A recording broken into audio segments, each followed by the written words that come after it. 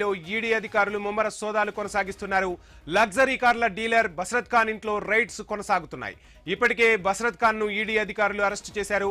FEMA ఉల్లంఘన case ఆయనపై నమోదైంది. స్మగ్లింగ్ చేసిన లగ్జరీ కార్లను ఎవరికి విక్రయించారు, డబ్బులు ఎలా సమకూర్చారనే కోణాల్లో అధికారులు దృష్టి సారించారు.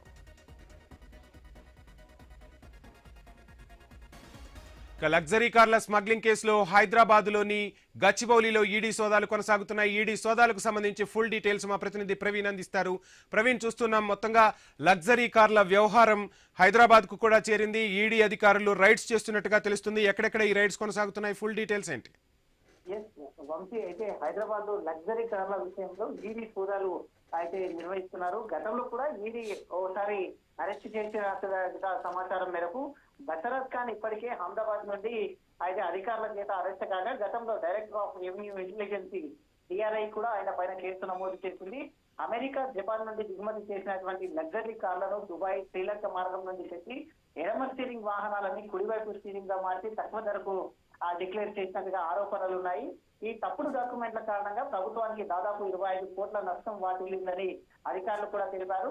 విచారణలో ఖాన్ అనేక వాహనాలను అండర్ వాల్యూ చేసినట్టుగా కూడా అంగీకరించారు. Toyota land cruiser, Rolls Royce, కాలిస్, LX 500D వంటి కార్లను తక్కువ ధరకు చూపించానని 8 వాహనాలపై తక్కువగా చెల్లించిన డ్యూటీ మొత్తాన్ని తిరిగి చెల్లించేందుకు కాస్త సమయం కావాలని కూడా అధికారులకు తెలిపినట్టుగా తెలుస్తుంది.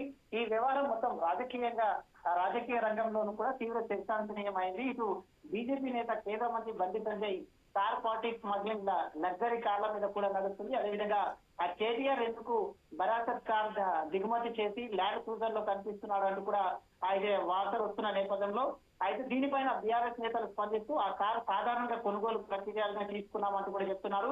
అదేవిధంగా కార్ వద్ద నుండి కాంగ్రెస్ మంత్రి కూడా వాహనం కొనుగోలు చేశారని, దానిని ఎందుకు ప్రస్తావించడం లేదని కూడా అయితే అక్కడ చెప్తూ ఉన్నారు. ఈ దర్యాప్తులో మాజీ బీఆర్ఎస్ మంత్రితో పాటు ప్రస్తుత కాంగ్రెస్ ప్రభుత్వంలో ఒక సిట్టింగ్ మంత్రి కూడా ఖాన్ వద్ద నుండి లగ్జరీ కారు కొనుగోలు చేసినట్టుగా సమాచారం వస్తుంది. దీంతో బీజేపీ, కాంగ్రెస్, బీఆర్ఎస్ పార్టీల మధ్య కూడా వాదోపవాదాలు మొదలుతున్నాయి. ఈ నేపథ్యంలో చూసుకుంటే మొత్తం ఈడీ అధికారులు దీనికి సంబంధించినటువంటి లావాదేవీలు ఏదైతే ఎక్కడెక్కడ చేశారు, ఎవరెవరికి లగ్జరీ కార్లను అమ్మారు అనే కోణం లోపల మొత్తం కూడా ఈడీ అధికారులు దర్యాప్తు చేపడుతున్నారు.